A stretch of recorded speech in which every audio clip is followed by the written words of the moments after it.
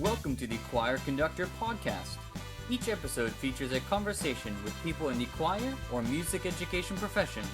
I am your host, Zach Thompson. Let's start the show. My guest today is Nuno Norberto. He is a Brazilian-American contemporary composer and guitarist. He began his informal music training at an early age. His formal studies started when he was 16 with classical guitar and Brazilian jazz, and he has performed extensively in South Africa, Brazil, and several states in the United States. Mr. Norberto's guitar performances have been met with the highest of praise from both critics and audiences. Currently, he is privileged as the music and senior adult pastor at First Baptist Sebring, and he's the electric guitarist for the Florida Baptist Worship Choir. Welcome to the podcast, Nuno. Hey, I'm glad to be here. Yeah, so glad to have you on. Let's first start by having you talk about what you're currently doing for a living. Yeah, I'm since 2011. I've been the worship and senior adults pastor here at First Baptist Sebring, and it's been a blessing. It was a huge move for us, for my family and I, because after moving from Brazil, I moved to Kentucky and spent 11 years in Kentucky. So Kentucky is home. Wow. For me, and of course my wife is from Kentucky, so it was a big adjustment from Kentucky here, but we've been blessed here at church. Everybody's super great, and met lots of nice people. We've been blessed by the move. But here at church, I take care of all the music, all the worship part, and all the senior adults. I love the old people stuff. That's great. That's great. So I've attended at least one of your services, and I like that you kind of blend more of the contemporary Christian music with more of the classical side. So you have almost full-on orchestras, and everything's very heavily orchestrated, lots of musicians. Can you talk about maybe some of your inspirations for kind of blending both of those styles? Sure. I would say that most of the church nowadays are trying to how can I describe it? Please might not be the right word, because we are here to please God, not men. But I guess makes it more suitable or acceptable. Lacking what's the best word right now to describe, but the blending of both worlds per se. The tradition of the hymns, but also with the new contemporary music that's nowadays. That's what the young people listens to in the radio when they listen to Christian music. So, of course, the rich tradition of the hymns and the orchestras, are still very much present of our church life. But we cannot forget of the young people that enjoy the rock type Christian music. So we try to mix those two together. There are several very talented arrangers that put those two worlds together. And ourselves here at our church, we write and arrange a lot of the music ourselves. And so far seems to be very well received from our church, from our people, and they like singing along, and if they don't like something, they let me know. It's always an open door here, but it's very rare that they come and complain, but that's great. But God's been good, because, people see that we're not doing this just because, we're doing this because we're called to do, and the choir is behind it. The choir is always very important to see if something that I'm trying new it's gonna go well with the church body. Sure. If I feel that the choir is not ready, if we're trying to be progressive on something, I was like, okay, we're not ready for that, right? But like I said, we try to combine both the words with the blended deal. Mixing the hymns, but playing with the band, or doing the contemporary stuff using the orchestra. Right. So we try to do that mix, and it seems to work well for our culture. Yeah, it's important that we keep the tradition of the hymns to go on, because if we're not doing it, it just simply will vanish. It'll go and it's a great way to introduce the hymns to the younger generation, so that they might not even realize what they are singing, but then if you later on they can go back and this is the actual hymn. Sure. This is what they're doing. Sure. And I guess it's both ways that you get the arrangements of the more contemporary things, but you get a much fuller sound that can be appreciated. Yeah, sure. So you said you're originally from Brazil. Yes. And then you moved to Kentucky. Yes. I mean, if I could pick two completely different places in the world, that might be a good pair. Yeah. I'll tell you, my hometown, I grew up in the coast, going to the beach. Yeah. My hometown had about 2.5 million people there. And when I moved to Kentucky, it was a town of about 40,000. And, that was a big shock. It was central Kentucky, as country as it could be. People talk funny. Yeah. And of course I came with no English. None. I mean, I knew how to say hi and bye, and for girls, you look great, you look beautiful, can I kiss you? No, I'm just kidding. I learned the basic stuff to get girls, man. Nice. No, I'm just kidding. But my English was basic to none, because growing up, English is an option, and so you have to pay extra to have English classes or whatever, and my family just couldn't afford it to have it. Sure. But yeah, so moved to Kentucky, and man, I'll tell you, the people there just received us with open arms. That's great. The partnership, the Campbellsville University, the school I went to, was already existent with Brazil, with the Baptist seminaries, Baptist high schools, including the one that I went to, and of course several of the Baptist churches as well. So the partnership between high school and Campbellsville University was already existing since '97. So I knew all of Campbellsville since '97, but of course I would never dream to come to the United States and study, over there. So, but like I said, people there in Kentucky was very receptive, and they embraced us, and being musicians, I think, opened a lot of doors, because I could maybe I couldn't speak a word of English at the time, but I could demonstrate that I could play, and that was a common language, so people started respecting you, and you were welcome, at their parties, or weddings and stuff like that. So it was a great experience, man. Kentucky was a blessing. Honestly, I would go back to Kentucky in a heartbeat. Yeah. I would. I love Kentucky. Yeah, I mean, it's beautiful. So I grew up in Southwest Pennsylvania, and so that's maybe 2 or 3 hours from Kentucky. Okay. And then I went to grad school in the north of Tennessee, which was 10 minutes from the border of Kentucky. Okay. So I've been around in and around it. So it was a lot of people that I met in grad school were from Kentucky. Okay. So I definitely understand what you're talking about. Yeah. Can you talk about? Did you have a musical upbringing when you were young, or how does that go for you when you were growing up in Brazil? Yeah. My family was very musical. My grandfather was a pastor, but I was very involved with music growing up. He played saxophone and clarinet growing up. So, and so my dad grew up singing in church choirs all his life and solos. He's a great tenor, actually. Nice. So I always had a great example from my family, and especially my dad. He helped lead worship at church. So he was always, encouraging us, his kids, to pursue music somehow, and he played the guitar. But actually my first instrument was the violin.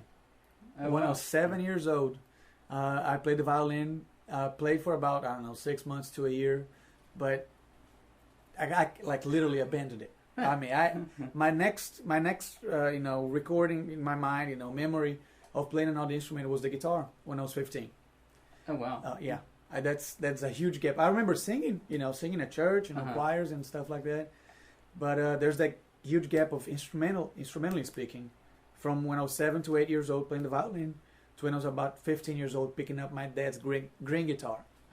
I mean, but when I started playing the guitar and the love of the guitar, man, I mean, I just fell in love with the instrument. There's actually a funny story that when I was in 8th grade, about that time that I started playing, in Brazil we had what we call this like recovery times. Is when you don't make grades to pass to go to 9th grade. Like in my case, okay, you have the recovery. You have 1 week of classes of very specific matters, and then at the end of the week you have a test. Oh, wow. And if you don't pass, and on that year in particular, we had 3 recovery times. So if you don't pass the first time, you have a second time. And if you don't pass the second time, you have a third time. And that was it. Oh. That was last year, right? So I was in 8th grade, started playing guitar. That's all I want to do. So I had about 11 subjects in 8th grade. Uh-huh. I had to do recovery for 8 of them. 8 of them. So, so I went to the first time. I think I passed in 5 of them. So I went to the second time and then passed in 2 of them. And then chemistry, man. Chemistry. I loved chemistry, actually. But I could not, do well on the tests. Anyway, so I did the 3rd recovery for chemistry. And I passed it, right? I thought I passed it. And then, years passed. I think I was already, I was maybe a sophomore. And then, I was arguing with my mom, saying, she was like complaining that music's not going to take you anywhere. Why are you doing this? Because I wanted to do music for school, for college. And then I said, it's going to be fine. It's going to be, like, I'm passing all my grades now and everything. Oh, yeah? So what happened in 8th grade? I was like, I know, it took a little while, but I passed it. And then she told me that she worked at the high school. She told me that I only passed it because she begged for a 0.1. I had a 6.9 and I needed a 7 to pass grade. Oh, no. And she went and talked to our chemistry teacher and asked to pass me in 8th grade. Whoa. Yeah. So I kind of, okay, thank you. But I think I'm still going to try to be a musician, But yeah, man. Anyway, so start playing guitar at 15 and still involved in church music, growing up, leading worship at youth. And then gradually, leading worship at the big church with the music minister. That was very influential on my upbringing musically as well. Yeah, that's great. Was it being a musician, moving from Brazil to Kentucky? Did that help you to learn language, or how did you even go about learning English? Yeah, well, Campbellsville offered an ESL program, English as second language. And since when I got to Campbellsville in 2000, I was already a year and a half in college. Okay. So I had already, like most of the theory behind me, but of course all in Portuguese. So when I got to Campbellsville, I tested out, like, they couldn't put me into Theory 1, because I tested out of theory classes. But we made out an arrangement that I did well in some of the English tests that was required. So they put me later on the English classes. And since I already knew all the music theory part, but didn't know anything in English, they allowed me to go on theory, the basic theory, to learn the English terms. Oh, right. And then, after I developed that, and it was actually great because I met lots of my best friends I met in that class, Mm-hmm. So it allowed me to mix together, my English classes and my music classes. But yeah, so and I studied really hard, man. I didn't want to do a year or 2 of English lessons, So most of my friends were Americans, so they helped me out tremendously with the language, and so English. I don't know if it's because we're musicians, we might have a tendency to learn languages a little better, but it didn't come like super hard for me to learn English, at least the basic conversation, Sure. So, but that's how it went. I had some English lessons in college. Yeah, and I guess it's somewhat of a good thing where you landed in the States. You could have been in a state where they talk extremely fast. Sure. And Kentucky's, they're a little bit slow. Yeah. But the accent, man. Wow. Yeah. I some places I can't even understand. Are you really speaking English? I know. No, Sarah's from Scottsville, Kentucky. I don't know if you know. It's near the border of about an hour north of Nashville. Okay. Near Bowling Green. Yeah. Yeah, I know. So, and they talk funny over there. I love them, but they talk different. And I'm saying who talks different, right? Right. Anyway, but do you have a particular moment in your life that you knew that you were deciding, I want to do music? Well, for me, as a worship pastor, as a music pastor, we feel that's more like of a calling than to what I do right now. Sure. I felt that God, using many people, including my music minister, the influence of my dad and my grandfather on my music upbringing, you know, and my church upbringing, to combine those two together. And I feel strongly that God has called me for this life, you know. I think I could have pursued, you know, maybe to play in an orchestra, you know, played upright bass. That's what part of my scholarship in college. Okay. I was playing in the orchestra. Nice. Or even maybe try to study a little harder and be a classical guitarist concert, you know. But I feel strongly that God called me to be in the church, and I'm very privileged that's doing with something that I love, that is music. Right. So combining both, you know, the calling that God has in my life with the music abilities that He has provided, and putting all my studies into practice. So I don't think I have one particular date per se, you know, that I decided that's what I'm going to do. I think it was just a long process. You just felt that called. just felt called, and just everything fell in place, you know. Right. So it was my dream to come to the U.S., but you know, and it was my prayer, you know, and God has been just super gracious in walking me through, you know, through everything that I've been through with the transition from Brazil here, and meeting Sarah, my wife, you know, Sure. and putting the people in Kentucky in my life, you know, my mentors, and guiding me. It was just like I said, it was like a calling, you know. So Right. Was your is the choir experience very different in Brazil from the States that you've experienced, or are there some similarities?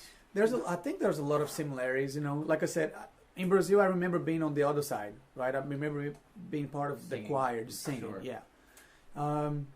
And one thing that, like in church choir, you know, the only experience that I have with not secular choir is my school choir. Even though we're a Christian school, we sang a lot of several secular stuff too.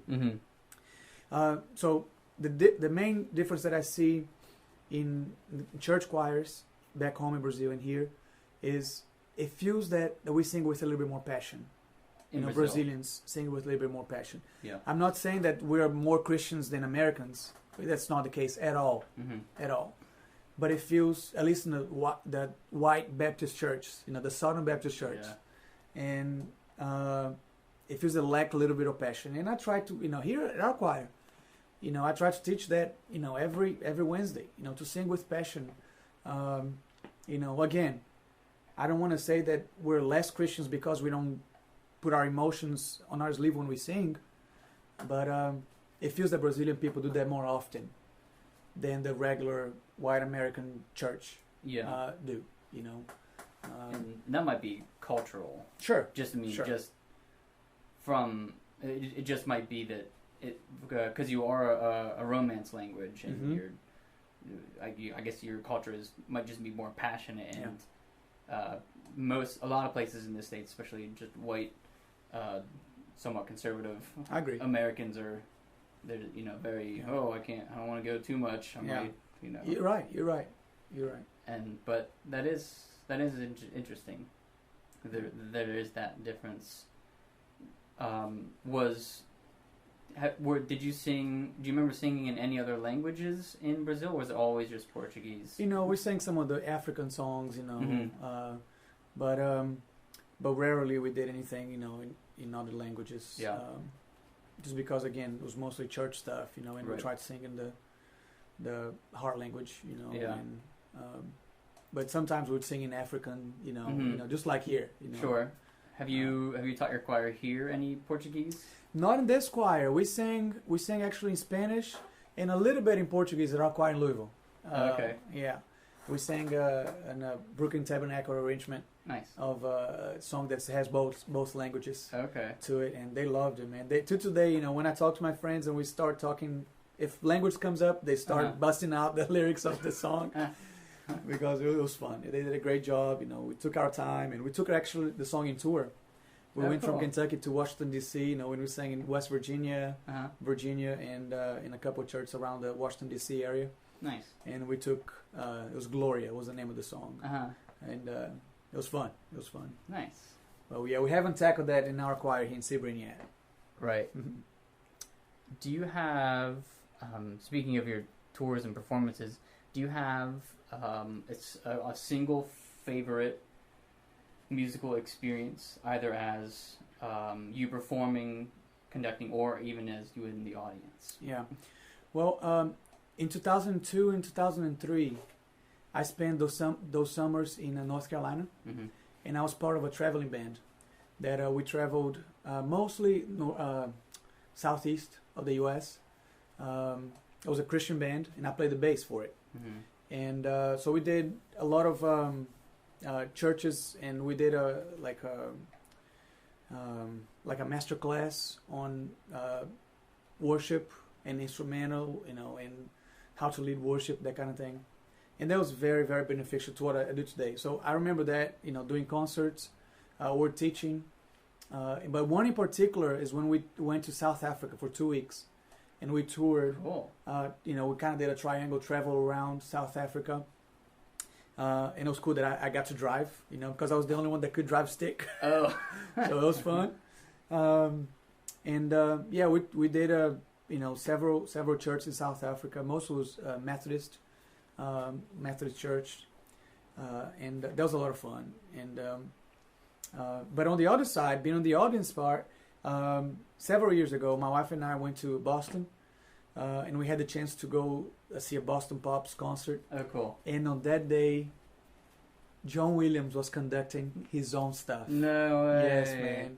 It was just like surreal. Yeah. We'd see like Superman, or Harry Potter, whatever, like he was conducting it, and it was just amazing. It was an amazing experience. It was awesome.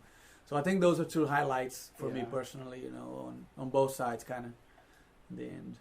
Yeah, that would be really cool. Yeah. Speaking of compositions, when did you start to write or arrange composition-wise? Yeah. I started taking some,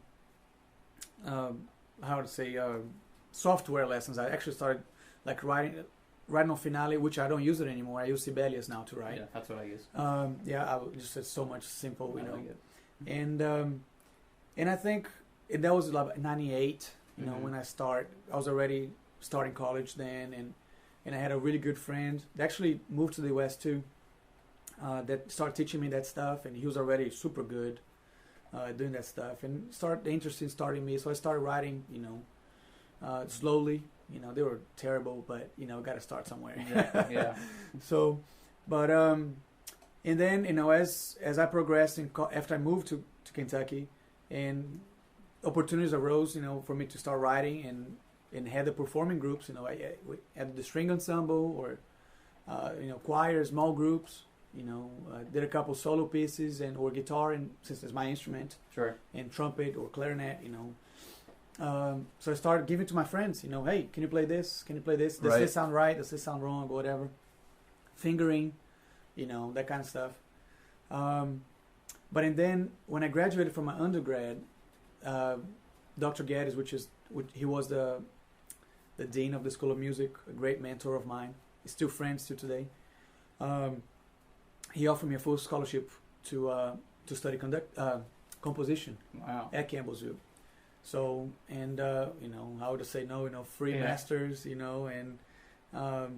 So I studied composition under my theory professor on my undergrad. So you have a master's degree in composition? Yes. Wow. My master's is in composition. That. Yeah. That's great. So, and then by the end of my master's, my thesis, I guess per se, was writing. I wrote a fantasia for flute and orchestra. Mm-hmm. And Sarah's my wife is an amazing flutist, so she played the solo part. Oh, nice. And I had a chance to conduct our own orchestra, Campbellsville Orchestra, cool. to the piece. And then I wrote a 3-part, choir piece, I guess per se, and the audition choir from Campbellsville sang it. Oh wow! So that was really cool. We've got to involve close to 100 people in the recital. So it's really cool. But I didn't get to conduct that. The choir teacher conducted. It was awesome. She did a great job. And in one of them pieces, they took it to Europe and sang, Bach's Place. Wow. It was super cool. It was a original of a Lord's Prayer. It was using the text of the Lord's Prayer. Okay. So, but kind of that's how the story of how composition came to be, Yeah. involved. And of course, nowadays I don't get to use a whole lot of the classical trained part of my, but I use it a lot to orchestrate stuff for Right. our church. Yeah. I do buy a lot of the orchestration already pre-made because it's so much easier, and here it's so busy, Sure. But I still have to arrange for the beginner players that we have. Right. So I have to kind of ease it out. It's an easy process, but at least I use some of the knowledge I gain, I guess, from my composition years. Yeah, that's great. I'm looking forward to having the show choir hopefully perform your arrangement this winter concert. Oh, that's right. Yeah. Oh man, that'd be great. That'd be cool. That'd be fun. So yeah, I know they've looked at it a little bit, but I'm really gonna push for them to perform it this time. Yeah. The Holy Night. Do you have? So you said you have a couple other things for choir. Can you talk a little bit about those, or? So you have you said you have a 3-movement piece for choir. Oh yes, yeah. I've written 4 cantatas. Like 4 cantatas. Wow. Yeah, for Christmas and Easter mainly, of Uh-huh. course. And I've also we put a team together that wrote the lyrics, and myself and a friend of mine orchestrated a collection of songs that we recorded on a CD. I actually have to get you one. Yeah, that'd be great. We recorded. We didn't record the orchestration. We just didn't have the funds to fully record the orchestration, but we recorded the whole band, and professionally done, And that's great. we recorded it with our choir here at church. But yeah, we wrote 8 out of the 10 songs, and the other 2 are hymn arrangements. Okay. Luann Hawk Yeah. from Sebring High School, that she, you just replaced her. Sure. She actually sang a solo in one of them songs. Oh, that's cool. Yeah, and she helped to record some of the basic, the back vocal stuff. Yeah. She's just awesome. Yeah, I'm looking forward to hearing that. Yeah. I'll get your CD as soon as we're done here. Do you have any either arrangements or compositions in Portuguese? I do. Yeah, I have a few. And the first one that I have was actually, it was a Christmas tune. It was an arrangement of Judge the World. Okay. It was my first arrangement ever. I don't know if I can find the actual sheet music. I know Sure. I don't have the file. Yeah. But I remember in my head, it was for men's quartet. Okay. It was an arrangement for men's quartet. Nice. I was a fan of a cappella, the a cappella group, and Take 6, of course. Yeah, they were huge back home in the 90s, and so everything that I wanted to do is like Take 6 or a cappella. Sure. Yeah. So this was an a cappella arrangement of George the World. Okay. But I have a few things, most of them are Christian, arrangements, but they're in Portuguese. Yeah. Okay. So yeah, I want to take a look at a couple of those because I know next to no songs in Portuguese. But I love to introduce that to my choir. I mean, because it's not one of the traditional languages that we usually sing in for choir. I do have a suite, more like style of John Dowland, for classical guitar and voice that I wrote for a friend of mine that graduated with her master's from Campbellsville. I wrote for her and using some poems from my roommate actually. He wrote the poems and I wrote the music and it was, like I said, it was classical guitar and voice. That's more like stylistically, Renaissance type of. So it's not choir per se, but it's solo voice. And have you ever thought about getting any of your works published, or do you just self-promote them? The last one was self-published, right? We do have a book, like I said. It's our own publishing house that we call Center Avenue Music. Okay. Because we are on Center Avenue. Oh, nice. So, and I do have 2 of my works that they are published with just a small publishing house in Kentucky. The Lord's Prayer is one of them. Okay. And the other one is My Hope Is in You. That's for string quartet and choir. Oh, great. They are published with Altessa Music. Okay. It's like I said, it's a small publishing house. She started publishing her own stuff, and I was her editor, and so she published some of my stuff too. That's awesome. Good. Well, yeah, I'm looking forward to checking those out. Cool. Could you talk about some of your programming for this upcoming season, for particularly featuring your choir that you're going to do?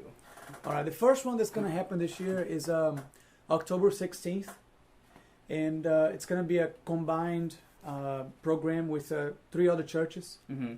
First Baptist Church, Avon Park, under Joy Loomis. Yep. She's the choir director at Avon Park High School, and then Whispering Pines Baptist Church is a church here in town, Sebring, but also First Baptist Lake Placid. Okay. And we're combining forces, combining choirs and our orchestras and band. We're going to do like a night of worship. 2 years ago we did that. Mm-hmm. Only with 3, First Baptist, Avon Park, and Whispering Pines. And we did it very traditional, organ, piano, and orchestra. And this time we are switching gears. Mm-hmm. We are still going to do hymns, but we're going to use the modern hymns. Okay. So we're still going to have, the 120 voice choir. Oh, that would be great. About 30-piece orchestra. But now we're going to add the full band, and the arrangements are just like amazing. Yeah. Just super cool arrangements. The cool thing about most of the arrangements that we're doing is they keep true to the melodies of the hymns. Mm-hmm. It's not the changing ups on the new melodies for the old words. It's the old hymns that we know. Right. Joyful, joyful, or, Oh, Hail the Power of Jesus' Name. They're true to the true melodies, but they added a chorus to it, and it's the brass is just very cool. The accompaniment is just really, really cool. Yeah. So that's October 16th. Is that's here? We host it. Yeah, we're gonna host it here at church. What time's that? 7. 7. Yeah, I'll have to check that out. Yeah, 7 o'clock Sunday night. Okay. Yeah. Great. So we're gonna have on a Thursday afternoon. I can't remember the date now, but it's gonna be November, the Thursday before Thanksgiving. Yeah, so the Thursday before Thanksgiving. Okay. So the 3rd week of November. We're gonna have Ariel Hermoso. Ariel Hermoso is from the coast, from West Palm Beach. Okay. And he's originally from the Philippines. And his funny story is that he met his wife on a cruise. He was one of those cruise singers. Nice. And he met his wife on a cruise. It's like but he's awesome. He's awesome. Just his story is awesome. But he's an amazing tenor. Okay. He's an amazing tenor. So he's coming and doing a concert here at our church on Thursday afternoon. I know it's kind of odd time, but and then we're having the Harlan Pops Band doing a Veterans Day concert here at our church as well. But of course, that's just band, not choir. Yeah. Then, of course, the big thing for us will be the 2nd week of December, our Christmas program. This time we're going to do something different. We're going to involve all the ministries, from children's to youth to adults, and do a just one big night of worship together, combined. And so it's going to be a first for our group. Right. And let's see what's going to happen. That's going to be the 2nd weekend of December. Saturday and Sunday. I think it's the 10th and 11th. Okay. I think. Yeah. So, but that's what's going to happen. And of course, show choir. Yeah. Coming up. Show choir will be here. The 3rd week of December. Yeah. And so that'll be 15th. Mm-hmm. 15th of December. Right. Yeah, I'm looking forward to us coming there. Yeah. This whole year is going to be just very hectic for me. But I'm sure. I'm looking forward to seeing how they're going to evolve over the next couple months. Yeah. That's great, though. You have some very different things going on here, which looking forward to that. You're relatively young as it is, but what advice would you give your 25-year-old self? Yeah, I had to think. Think about that one. When I was 25, I got married when I was 25.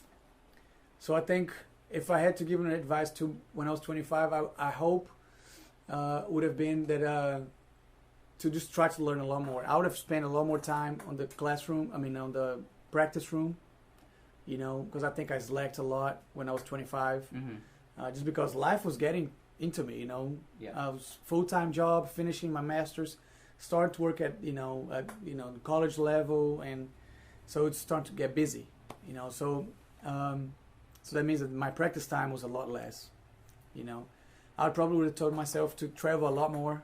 Mm-hmm. I wish I knew a lot more than what I know now. I probably would backpack through Europe. I love to have done that. I would still love to do that right now, but right.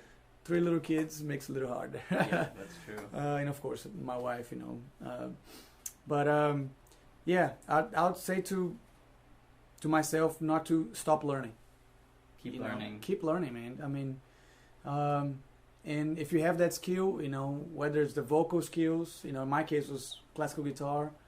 I wish I had not stopped on my practice, and even if it was just like 2 concerts a semester, or something like that, but just so I can keep the skills sharp. Nowadays, I would have to, I would need a year to prepare a full concert, just because I've been out of it. Right. I've been caught up with church work, and and if you don't use those skills, I'm sure that deteriorate, And I feel that my classical guitar skills are kind of low key right now because it's not priority for me. Sure. And I think I would have told myself to never let that go. So. Yeah, that's great advice. Yeah, I've never heard someone say that their advice is to travel less. Yeah.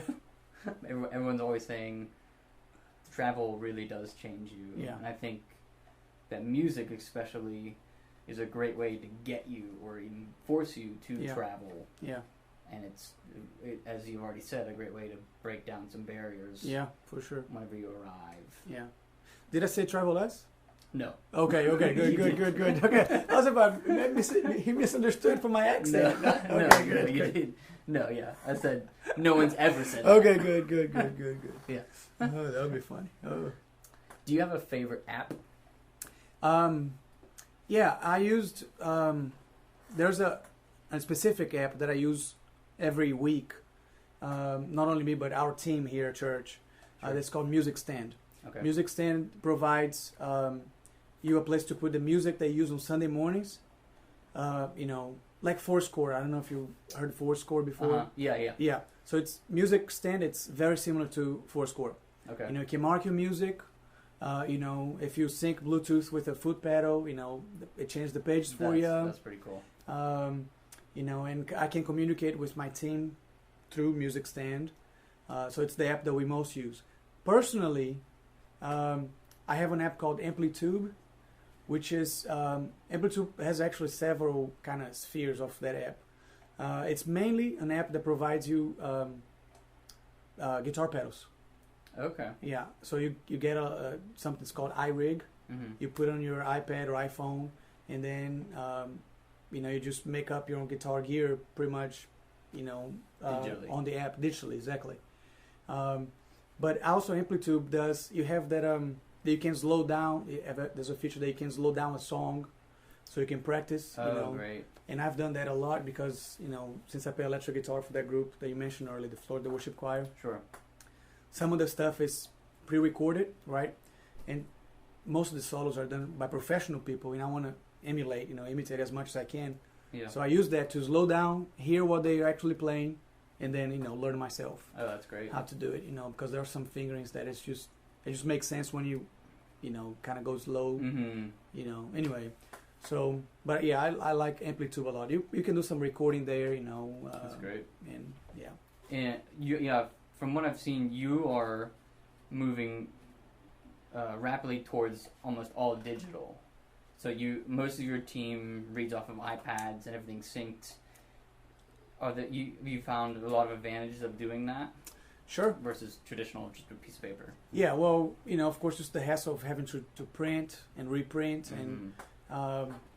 and yeah, all of our band uses iPads. That's great. A few orchestra members still use paper, mm-hmm. but our core band, everybody's on iPad.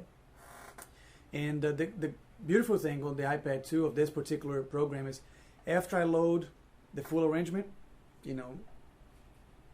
I send all the files, individual files like lead sheet, clarinet part, bass, whatever, from the app they can pull up the part that they want to. Oh, that's cool. So the piano lady, just go there and choose piano, and then so she have the Pops piano up. part with the choir. If the vocalist only want the choir part, pops there, and lead sheet. I use the lead sheet, so I just go there and pop the lead sheet. Orchestra guy wants the trombone part. That's great. And for me, on my end, it just saves me a lot of time having to copy stuff, a lot of music, and that way they can, at least they don't have any excuses if they don't have a printer. They can practice at home. Of course, most of them don't, but yeah, exactly. Yeah, but, I see a lot of advantages having all digital. Yeah, and I foresee a lot more organizations moving towards all digital. Sure. Especially as the technology gets cheaper and cheaper, Mm-hmm.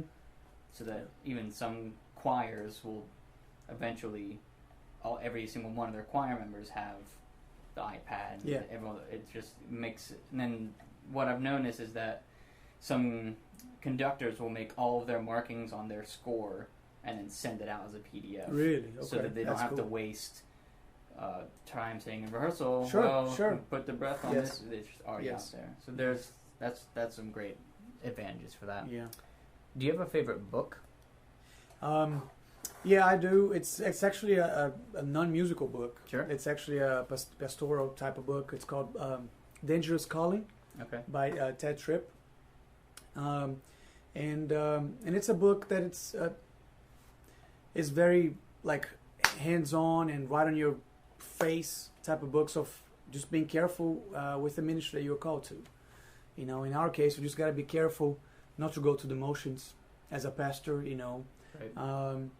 Being caught up to doing church work, but not doing what we're called to do, which is ultimately was to worship God. To give Him the glory. And so it's just a lot of very practical and very great reminders of you just got to be careful. Yeah. To the call that that you feel that you're supposed to do. Sure. So, and does that help? Does it help from burnout and things like that, and getting too stressed? And Yes, that's one of his points. It's like I said. You get caught up with the church work. Oh, I gotta go visit Lady Mary that she's sick, and if we don't go there, she's gonna be complaining to everybody in the church. Sure. Those kind of things that we always gotta be watchful. Not put to the side. Not do that. Yeah. But don't get caught up thinking that that's what's gonna defy you. That's not the ultimate thing. Mm-hmm. It's essential. Yes, it's important. It's not essential. It's important. Yes, but it's not gonna break. It's not gonna get you fired. Right. You gotta focus on the important things. Yeah. So Set the priorities. Exactly. And once you get those, everything else is just Yeah. icing on the cake. Exactly. That's great. yeah. So, other than music, do you have any hobbies? Yeah, I play sports, man. I love playing sports. Mm-hmm. It's part of my scholarship at Campbellsville was playing soccer for Campbellsville. Oh, that's great. So it was fun, while I could. One day the coach told me, it was my last year, my senior year, he said, man, you're going to have to choose between music and soccer. And I said, nice to meet you. Thank you for playing. Thank you for letting me play. Wow. I mean, He wasn't my expecting that. life, what I'm going to do for the rest of my life, or one more year of fun. So I did not get to play on my last year. Wow. Yeah. I can't believe he said that. So, well, I guess, yeah. Yeah, I mean, and that was good because, because of more time at the music school, I was able to get my full scholarship for my master's. Oh, so it all worked out. It worked out, and but I mean, it was too bad that I couldn't play my last year, but and I get to start, all the years I played. I didn't play my first year because I got injured right in the first, okay. Preseason game. What position did you play? I played midfield my sophomore year and forward my third year, my second year playing. Yeah. I was in midfield in high school. Oh yeah, Yeah. yeah, man. You have to run the most. Yes, it was rough, but I had a lot of fun. Yeah, our team then was not the best team. We had lots of internationals, but we just couldn't. You had to have a good coach. It doesn't have to have a whole lot. But good players are important, but if you don't have a good coach, and we suffered with our coach. I'm not saying that was any good, by the way, but we could have done a lot better. Yeah. Anyway, so I do play sports. I play soccer. Lately, I've been playing a lot of softball. I love playing softball, man. Yeah, man. I played third base, and I love the hot corner. I started playing in 2008, and I love it. I love it. Great. I'm not very good at tennis, but I play tennis. Uh-huh.